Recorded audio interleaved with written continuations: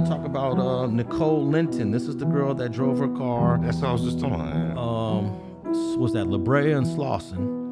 And they actually got the data from her Mercedes-Benz, and they got that she was driving at 122 miles an hour.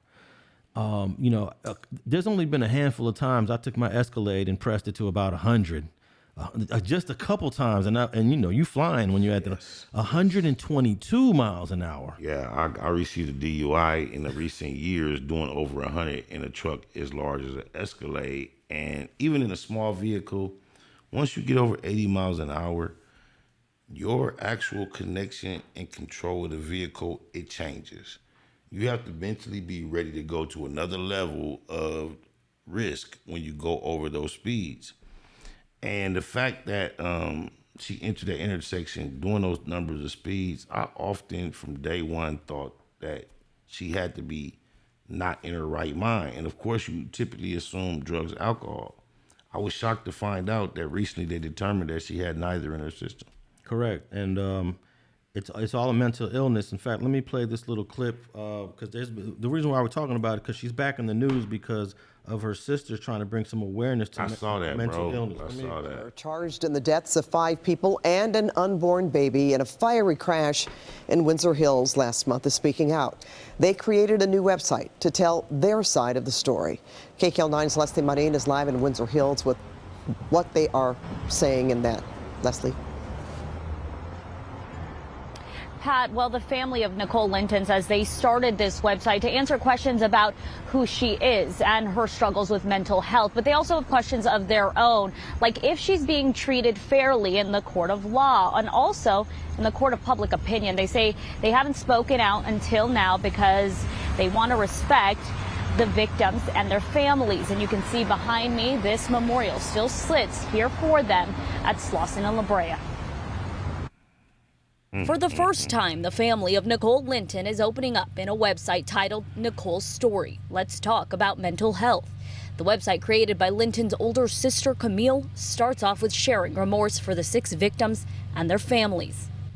I hope the families affected by the tragedy don't feel as if we're trying to have Nicole absolved from any sort of accountability. What we want is to make sure that whatever the rule of law is for situations like this is applied fairly to Nicole's case, she writes. The site details 37-year-old Linton's upbringing, the youngest of 6 kids from Jamaica. It shares her journey and struggles as a travel nurse, including the stress her family feels contributed to her struggles with mental health and her first manic episode in 2018. What people must understand is that over 90% of our interaction with Nicole has been normal, and even when she is manic, it has never been anything that would cause us to believe she was a danger to herself or other people.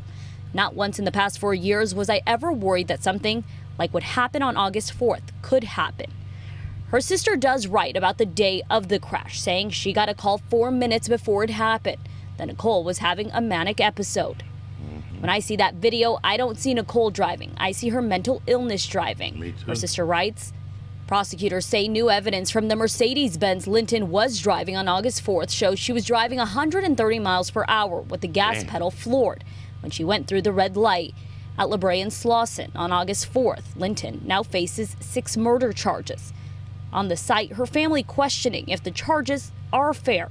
Why is it that one of the most compassionate people I know, someone who dedicated her life to helping people and suffering from a mental illness, is being charged with murder, they question. But back at the site of tragedy, a memorial grows for the 6 victims, including mother Asheray Ryan, her unborn son, and the youngest victim, her 11-month-old son, Alonso Quintero. All right, we got the point there. Hoo-wee. That was from Complex. That's local news, Los Angeles. That was KCAL 9, and man, I have mixed feelings on that, man. What's your whole feeling about that, Spider? My feelings are mixed as well because, first of all, you have to start off with sympathy toward those that lost their lives and their loved ones, especially those that did nothing to contribute toward it. We start off there, and then initially, you get the reports of what took place. You see the video, reckless, negligent, evil. That's easy to come up with that conclusion. But when you think about it and you realize that she was a nurse and the things she had accomplished in her life and the things that we generally know, it's kind of hard for me to realize someone to stretch to that point to intentionally do something of that nature. But it's still, I was lost in limbo to have nothing else to go with. I kind of like accepted, understood it to be somebody that just derangedly, took a decision to do something so terrible. I kind of feel refreshed. God bless the dead. Condolences, rest in peace to all those involved. But at the same time, I feel refreshed to hear such a sensible, logical explanation to give us an idea of what would it take place for why we would have to experience such tragedy versus someone just deciding to be evil. It makes a lot more sense to me right now. Well, I think the sister is doing a great job at trying to bring some awareness to her sister that's currently in jail. Camille Linton is the one that drove that car so recklessly, and I think she's trying to strategize her legal defense in terms of trying to get the jury to understand that this was not murder, this was not intentional. She was going through an episode, and hopefully look at a lesser offense for my sister. I think that's what the ultimate goal is. I agree, and I believe that if there is any hope or trust or faith we could put in our legal system, I believe that she has a good chance with coming out with that type of understanding from a jury. If our jury system is really designed to analyze what actually took place and give you a fair shot, I think it would be very difficult to decide that this woman just decided for whatever reason to not only attempt to end or risk her life, but to just decide to do something so reckless that would affect so many lives so negatively. To paint her as an individual that would just willingly do that, I think is very more practical to arrive at a conclusion that against her will, she wasn't really in control of her facilities or her faculties the way, we typically would be. I believe she was suffering for something that was beyond her control, and I believe, as much as it's hard to accept, she may deserve just as much sympathy as the outright victims that were present in that intersection. Well, I know that they're hitting her with not only the vehicular manslaughter, but they're also given the option for the jury to pick murder.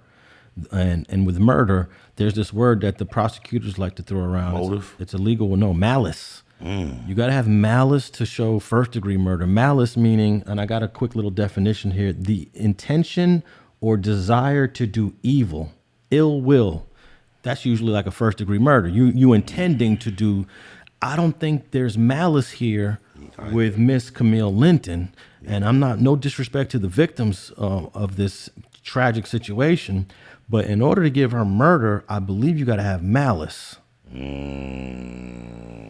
I definitely don't see murder in the sense of intentional or malice at all. Here's another definition. Wrongful intention, especially as increasing the guilt of certain offenses. That's a weird legal definition. But malice is a word that's often thrown around in these murder cases.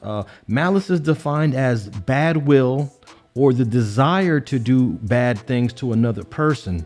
An example of malice is when you hate someone and want to seek revenge. This woman was going through an episodic mental issue that eliminates malice. That definition will definitely aid in her defense. I don't believe you can pin her as being in that mind frame. Who can she even identify in the intersection that she was upset with? Yeah, I think the prosecution is going to have a tough time trying to get that murder conviction. But if you just go off the emotions of it, man, I'm looking at the Facebook page of Nicole Linton, the sister, and all 90% of the comments are like, she needs to go to prison. She needs to go to jail. F all of it. Thanks for checking out this short clip of the Streets and Scholars podcast with Alex Alonso and FG. If you want to check out the entire episode, visit your favorite podcast platform. We can be found on Apple Podcasts, Google, Spotify, and iHeart. Just tap in on your cell phone, tablet, computer, or your favorite device. You're guaranteed to get at least an hour of this fire content. And thanks for checking out another episode of Streets and Scholars.